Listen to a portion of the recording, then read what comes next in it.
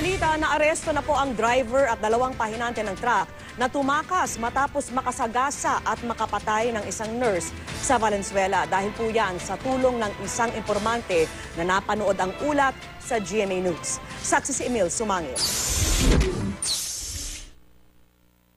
Dahil sa CCTV footage na ito noong May 20, nakunan kung paano nakagip at pumailalim sa truck ang motorsiklong sinasakyan ng 25-year-old nurse na si Riza Abalos. Sinitaman ng mga pulis, nakalis din ang truck. Nagdahilan daw ang mga sakay nito na di raw sila sangkot.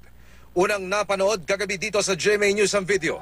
At sa tulong ng isang impormanting nakapanood nito, nahuli ng Valenzuela Police kaninang umaga ang driver ng truck na si Gregorio Keteriana na dati palang barangay kagawad, pati ang mga kasamahan niyang pahinante na sina Jesse Guimado at Raymond Lucas. Na-recover din mula sa pinagtatrabahuhang plywood factory ng tatlo ang dala nilang cargo truck. Pero napintahan na ang likuran nito at wala na ang mga paleta sa likod. Dahil doon sa flatbed, apparently kinakargahan ito ng mga plywood. At yung factory ng plywood nandun lang sa Barangay Maisan. So yun doon kami nag-focus ng aming effort. Station na takasan yun. Di sana inintay nyo na yung polis. Kinausap nyo yung polis on the spot. Hindi yung pagkakita nyo ng mobile, tumakas na kayo. Hindi ko pagtakas na Gusto mo makita, nasa CCTV rin yung kaibigan. Ayon kay Keteriana, hindi niya raw talaga alam na siya ang nakasagasa sa biktima.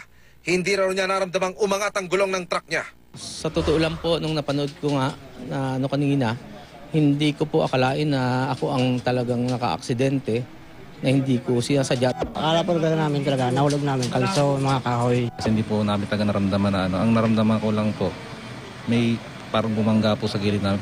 Nakakulong na ngayon ang mga suspect, bagay na ikinagaan ng loob ng mga kaanak ni Riza. Emil Sumangil ang inyong saksi.